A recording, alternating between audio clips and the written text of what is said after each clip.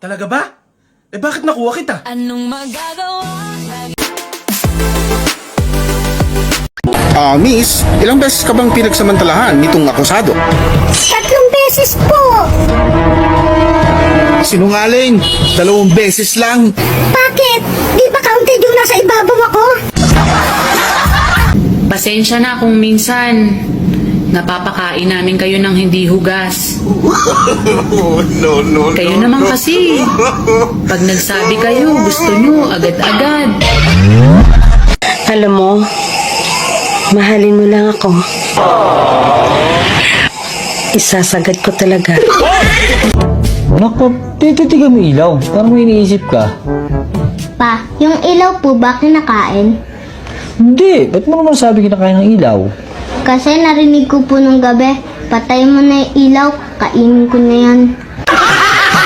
Han, saan mo gusto kumain? Sa lamesa o sa sahig? Pwede rin naman sa kwarto.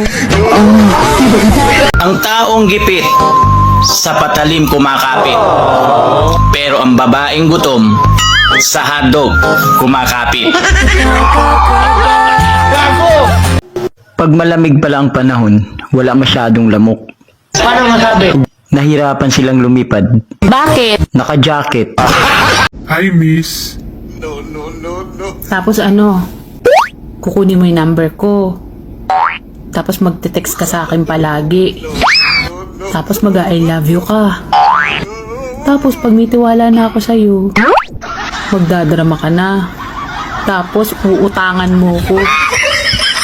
Pwede ba wag ako? Inahal mo ba talaga ako? Sobra.